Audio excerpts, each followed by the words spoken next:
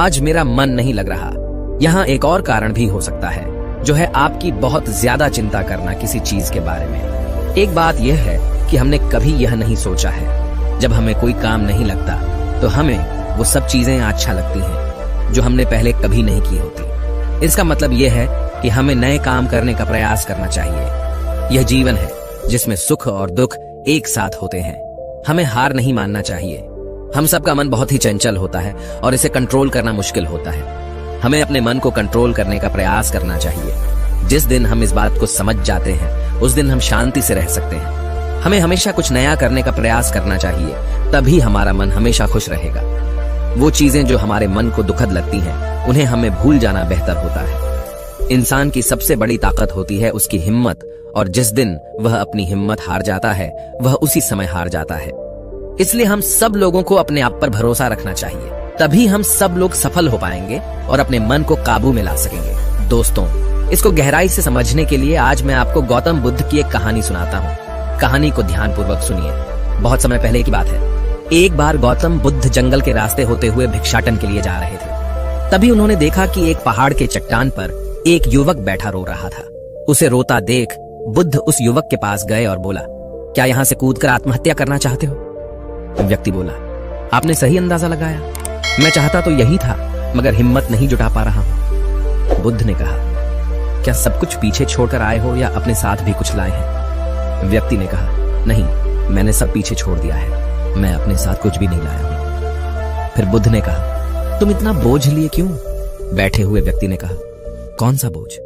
मेरे पास तो कुछ भी नहीं है, मैं तो खाली हूं, कंगाल हूं, निराश हूं। बुद्ध ने कहा, फिर तुम कौन से बोझ के नीचे दबे जा रहे हो, जो तुम्हारी सांसें भी ठीक से नहीं चल रही हैं? तुम आत्महत्या करना चाहते हो और रो भी रहे हो। खाली इंसान तो ऐसे नहीं होता जो कंगाल हो गया है। उसे क्या डर? अपने अंदर में झांको और देखो कि तुमने कितना बोझ उठाया है, कितना कुछ तुम अपने सर पर ओढ़ रहे हो। इसे उतार कर रख दो, थोड़ा हल्का हो जाओ।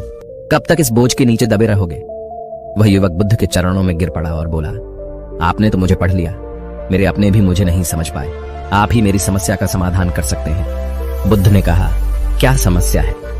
युवक ने कहा, मेरे घर पर मेरे साथ चलिए। गौतम बुद्ध ने कहा, परंतु समस्या तुम्हारे घर पर नहीं है, बल्कि तुम्हारे अंदर है। जब तक तुम अपने अंदर में समस्या का समाधान नहीं करोगे, तब तक तुम्हें हर जगह समस्याएं ही नजर आएंगी। और अगर यहाँ इस चट्टान पर समस्या नहीं है, तो फिर तुम यहाँ आत्महत्या करने की क्यों सोच रहे हो? क्योंकि तुमने तो घर छोड़ दिया है, समस्या भी छूट गई है। फिर तुम इतने परेशान क्यों हो? व्यक्ति बोला, आप सही कहते हैं, मैं आपकी बात समझ रहा हूँ। मैंने व्यापार करने के लिए अपने परिवार से पैसे लिए थे, लेकिन मेरा व्यापार चल नहीं रहा। मेरे परिवार वालों ने मेरे साथ इसका समर्थन किया, लेकिन धीरे धीरे जैसे जैसे मेरा व्यापार नुकसान उठाने लगा, मेरे परिवार वाले भी मुझसे दूर हो गए। मैं सब कुछ उनके लिए कर रहा था, लेकिन वह मुझे अब इन सब का जिम्मेदार ठहराते हैं। मुझे भी लगता है कि मैंने उन सब के साथ गलत किया। मेरा एक मित्र है, वह भी व्यापार आरंभ किया था।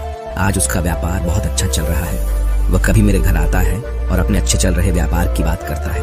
वह बताता है कि कैसे उसने अपने व्यापार को सफल बनाया। मेरे परिवार वाले भी कहते हैं कि देखो, उसे तेरे पास तो कुछ नहीं है और अब हालात ये है कि मेरा घर भी गिरवी पड़ा है। फिर बुद्ध ने कहा, क्या तुम्हें पता है तुम्हारा मित्र तुम्हारे पास क्यों आता है?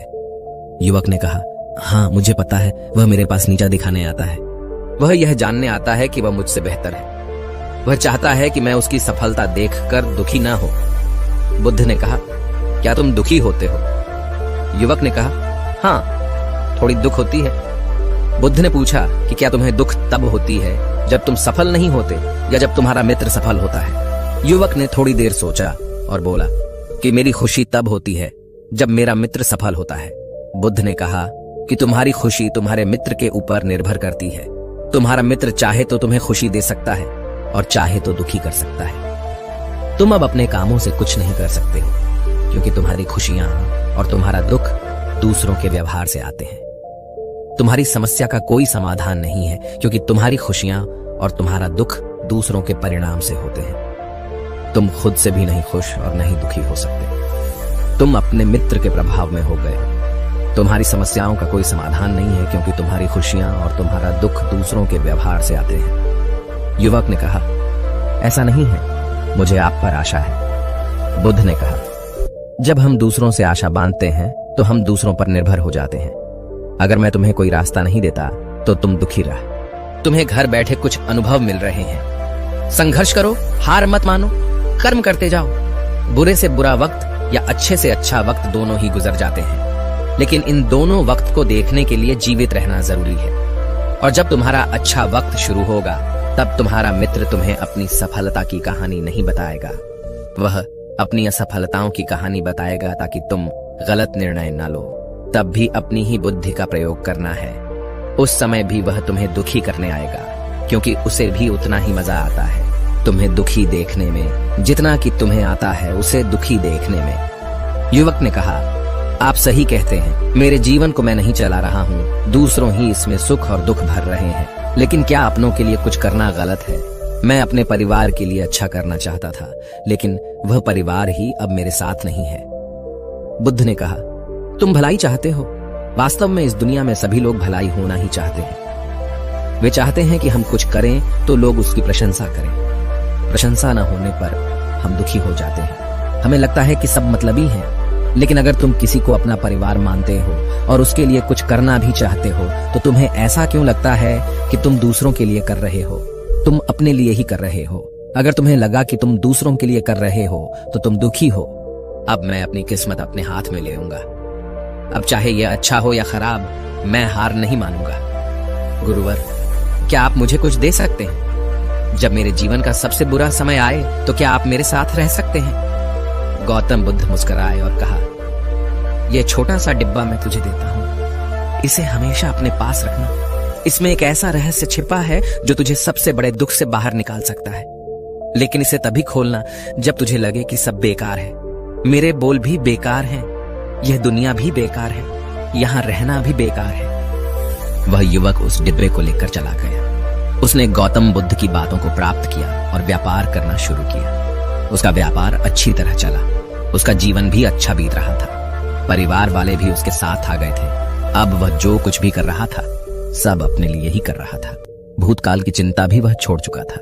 भविष्य की चिंता भी वह नहीं करता था। वर्तमान को सुधारने में लगा रहता था। लेकिन वक्त बदलता है। अच्छा समय हमेशा नहीं रहता, बुरा समय हमेशा नहीं रहता। उसका अच्छा समय भी समाप्त हो गया। उसके राज्य पर किसी राजा ने आक्रमण किया। उसका घर तबाह हो गया, व्यापार तबाह हो गया। उसको अपने परिवार के साथ वहां से भागना पड़ा। उसके पास खाने के लिए पैसे भी नहीं थे। भूख से उसके माता पिता की मौके पर हो गई। वह अपनी पत्नी, एक छोटे भाई और 2 बच्चों के साथ यहाँ वहां भटक रहा था। उसके बच्चे बीमार थे। उसको पैसे की आवश्यकता थी, लेकिन उसके पास कुछ भी नहीं था। तब उसे लगा कि सब व्यर्थ है, उसका जीवन व्यर्थ है, इस पृथ्वी पर सब कुछ व्यर्थ है। सब बातें जो गौतम बुद्ध ने कही थी सब व्यर्थ है। किसी चीज का कोई मतलब नहीं है। अंततः जीवन समाप्त होता है, तो फिर जीवित रहकर क्या फायदा? जब वह यह सब सोच रहा था तब उसकी नजर उस छोटे डिब्बे पर पड़ी जो उसको गौतम बुद्ध ने दिया था। उसने उसे खोला।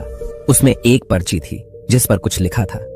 उसने उसे पढ़ा और जोर से हंसने लगा। उस पर्ची पर लिखा था कि यह वक्त भी गुजर जाएगा। उस डिब्बे में एक सोने का सिक्का था जिससे उसने अपनी नई जिंदगी की शुरुआत की और बहुत कम समय में सफलता प्राप्त की। दोस्तों, हो सकता है कि आपके पास वह सोने का सिक्का न हो, लेकिन हिम्मत तो जरूर है। हमें बुरे समय में हिम्मत नहीं होनी चाहिए, बल्कि डटकर सामना करना चाहिए। कुछ ना कुछ हासिल कर ही लेंगे। ये कहानी आपको कैसी लगी हमें कमेंट बॉक्स में कमेंट करके जरूर बताएं और चैनल को सब्सक्राइब करें।